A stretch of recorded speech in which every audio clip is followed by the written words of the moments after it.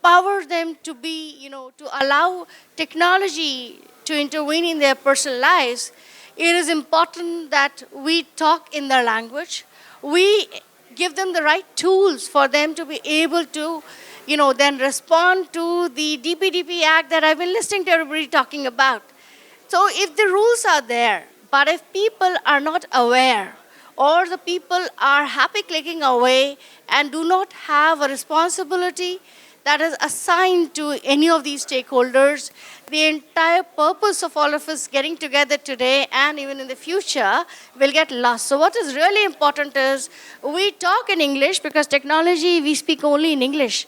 But we need to now translate it into Hindi, Telugu, Tamil, Odia, Bangla. We need to connect with people. And so the reason why I'm here today is to appeal to you all that, there are the banked people who have banks and who are connected to the system, and there are unbanked yet in this country. There are people who are doing only mobile banking, and yet there are people who are not aware of how to really be safe while using the technology. So we really have to together, build that ecosystem for this country. And once we build that, believe me, the world will want the same, because we align largely with the EU. The European Union goes through a similar heartache that we in India go through because of the socio-economic disparity, of the socio-cultural disparity that we have, and also and now the digital disparity. So we really are required to together put our understanding to bringing technology to people at large and giving them a trustworthy experience, a safe and trusted experience. And that is where we at the Ministry have funded the National Center of Excellence at the Data Security Council of India. We are expecting them to bring to us many of you innovators and entrepreneurs with your solutions, which we could then adopt at the national level. What is important is now to take this task further and talk about a clearinghouse, talk about an agency which will then be able to push forth confidently and close the cycle of research, development, entrepreneurship, a product, and then the capturing of the market. That is very important for this country, because most of you entrepreneurs, your work, you need a stage, a platform where you would easily be able to evaluate, test your tools, test your products, and put it for use in the market. That is where we have partnered with the Data Security Council of India to help you all, and we'd be happy to hear more from each one of you. Thank you for having me here. Thank you.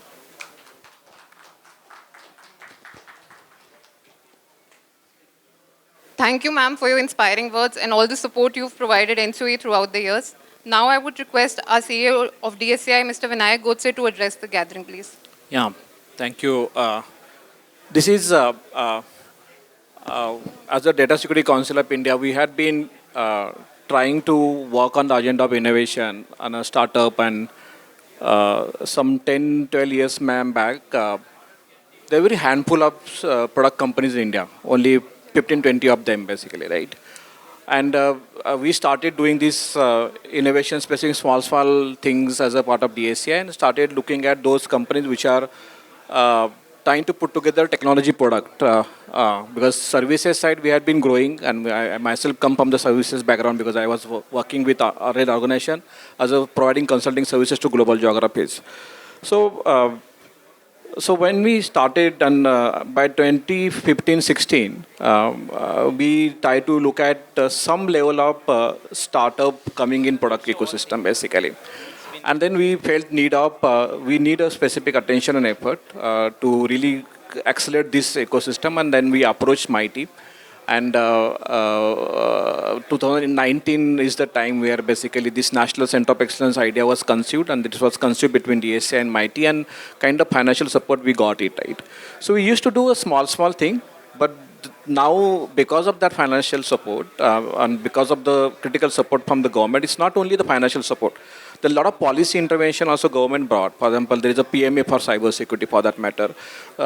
Looking at the government as a market for cyber security, providing opportunity for startups in a government market basically. So a lot of those other ecosystem also got into play basically. And because of that, we started becoming ambitious basically. In fact, to the level that last month we did a roadshow in US in 5 different cities basically, and we took some startups here and kind of great response that we got in US geography. So, and the spirit of entrepreneurship, which had been seeing quite well in cybersecurity, a lot of credit goes to this effort that we put together, and thanks to support of the mighty on this particular part. And this support is quite crucial because many things, for example, such kind of effort that we put together here, and we have been doing such kind of roadshows in other parts of geography. So this support has been really helping us to really scale up the effort that we can do it there. So by 10 years back, 20, 25 of the startup, but now almost 350 plus startups, and these are product startups we are talking about. And we are also seeing the investment ecosystem coming. We are also seeing the commercial POCs happening. The market is coming. The purchase orders are being put together. Even some of the public sector organization, defense are putting purchase order to startups basically, which is a very interesting change that we see. And some of the changes that we see, especially in terms of investment ecosystem as well, and the kind of support that the startups are getting with respect to POC and with respect to market as well. And some of the big banks of India is now using startup solutions. Some of the big energy companies are using now startup solutions. Some of the airport infrastructures have been now using the startup capabilities basically. Because of that, there is an animal spirit now in cybersecurity. And as we say, cybersecurity has come to such an inflection level now. That inflection would scale up from now basically, and that's why some of the plans that we are making together with Mighty, and with those plans basically, I believe things that we achieved in last 5-6 years of time with all of those kind of startup venture that's coming in, we will be able to scale up in the coming future quite significantly. And by end of this particular decade, so we already are third largest kind of a startup ecosystem with respect to cybersecurity. We will become a leading kind of startup ecosystem, and that's the effort we are making together with the help of Mighty and with the help of all the startups ecosystem and an industry that is working with us basically. And really thank you all for joining, ma'am, for you and Vidya and Mr. Muzumdar as well for joining us in this interaction. And this is the 2 days of our interaction. We are doing multiple things as a part of this innovation arena, and we'll see good outcome coming out of it. And thank you all the starters for joining us in this 2 days of a thing. And we keep listening from you how we can better this ecosystem in going forward. Thank you.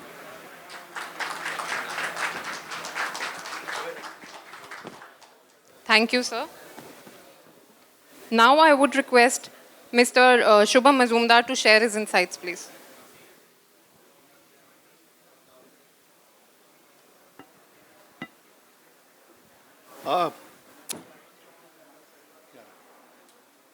Good afternoon, everyone. Great to be here and pleased to see such a enthusiastic outing. A lot of other people in the country are busy with other things, but we are here for a purpose, and that purpose is equally important from the long-term development and resilience of the country here. My name is Shubham Majumdar. I'm a Managing Director at Kotak Investment Banking, and we are part of the Kotak Mahindra Bank Group. Can you hear me better? My name is Shubham Majumdar. I'm a Managing Director at Kotak Investment Bank, which is part of the Kotak Mahindra Bank Group. I'm sure all of you here know of Kotak Mahindra Bank Group. We are part of the investment banking business at Kotak. We believe the cybersecurity journey of India and Indian startups is just about getting started. This is kind of the Y2K moment that Indian IT services kind of went through almost 24, 25 years back. That and that gave a huge bedrock of support for the future growth of IT services in India. Clearly, there are certain services companies which have come to the fore from the Indian context, especially in the MSSPs area and other niche areas. What we would love to sort of see at Kotak is the emergence of a much larger and scaled cybersecurity product ecosystem out of India, because a lot of the cybersecurity products and software that are basically being used by Indian enterprises today are obviously coming from overseas, and not only serving the Indian markets, but most importantly, like the Indian services, India has become the services capital of the world. We clearly believe that cyber security startups and product companies would serve the global markets like the services companies have been serving successfully over the last 20, 25 years. And we have already seen the emergence of certain horizontal and vertical software and SaaS companies out of India. Over the last 10, 15 years, we see cybersecurity product companies following suit and taking a larger share of the pie, both for serving the Indian market as also global markets and global enterprises, so to speak. I'll just wrap up by saying that look forward to the day of interactions and deliberations. But we at Kotak are as Indian as it gets, and we would like to think of ourselves as the partner of choice for providing capital, ideas, and motivation to the cybersecurity startups as they look to scale over the next 5, 10 years. Thank you very much and look forward to a great day of deliberation.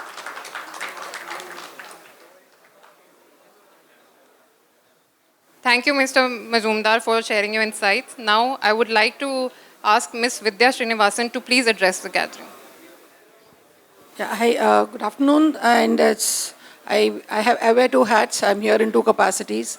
I obviously represent the service provider community as part of GenPact, but I'm also on the board of DSCI.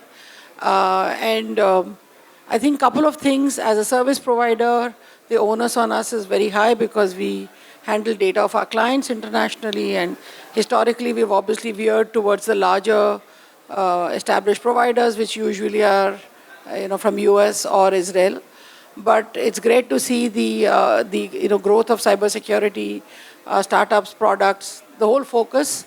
As part of DSCI, I think I would say in the last 3 to 4 years, we've really leapfrogged in our awareness. A lot of it driven by the pandemic, but I think it's also a lot of it is driven by the fact that the government, and thank you, ma'am, has helped the industry through the 4 years when we had difficult times and building the kind of support system that we wanted. I do think for large organizations like us, one of the big pieces we can contribute is the fact that we have a supplier ecosystem, which is not as mature in many cases, but they are a vector of attack for all of us, the smaller providers. So how do we equip them, educate them? And I think that's where the startup ecosystem, we can help to get them more aligned to some of our providers. And then, obviously also sort of drink our own Kool-Aid in terms of making sure we adopt some of those. Happy to see that today, and also glad that there's so many participants over here. I know we badger Vinayak a lot on how he can do more stuff better, and I think he always stands up to that challenge. So thank you, Vinayak. And I'm glad your US trip went off well, and so if you have any more of these outings in Europe, Australia, please let me know. We have an ecosystem, we'll partner and try and get it.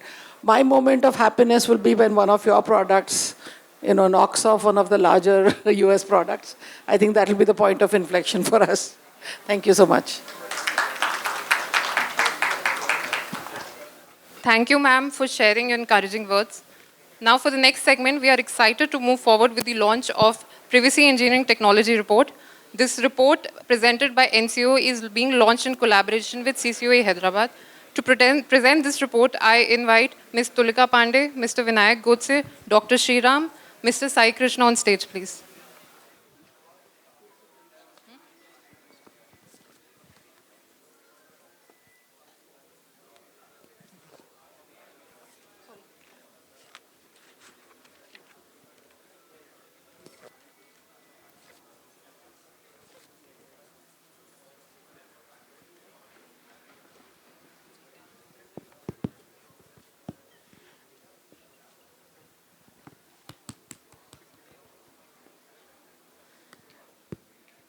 Vinayak, may I request you to just give some comments on the report, please?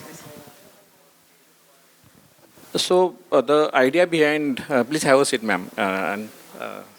So idea behind this report, and Sriram, you can be here, is like we know the DPDP Act comes in, right? And volume at which we are collecting and processing personal information, right? um, technology is way to solve many problems, and there are a lot of privacy engineering innovation that are required to take care of the compliances. And fortunately, we have quite a good number of startups working in the privacy engineering, and this report is like a dedication to technology which can solve the issues of privacy quite intensely. And we also compile, as part of this report, what we try to do is we try to look at which are those subject matters of privacy which probably can be solved by technology. What are those different ideas, engineering idea which is coming to solve problems of privacy? And while doing that, we also compile the research and innovation work of the startups which are working in data security and data privacy, basically.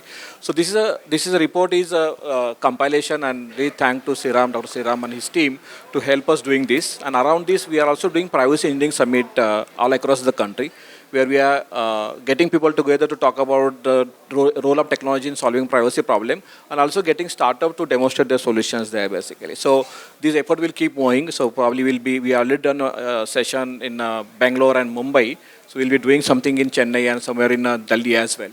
So creating awareness about technology, because the volume and velocity and complexity at which the data is collected and processed, without technology, it's very difficult for you to solve the problem. And that's the effort that we are putting together with this report. And thank you, Sir Dr. Siram's team, for helping us doing this report. Yeah. This is a very welcome effort from DSCI.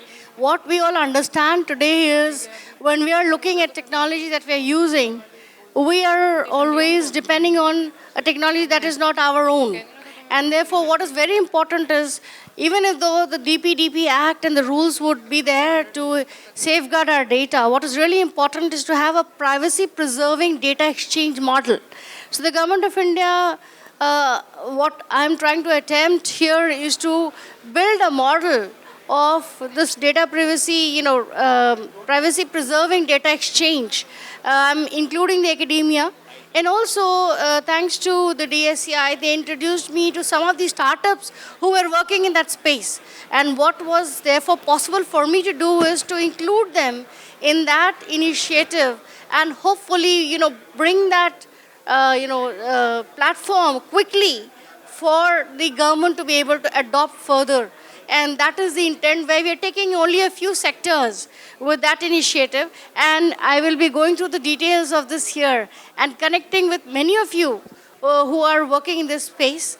And I would like to throw a challenge, which is what I do, is to how do we really talk in terms of the intelligence going beyond metadata, because we need that intel only for that particular purpose, for a particular period of time, for a very short instance. Then why are we creating these data sets which become the cause of so much of pain for many of us?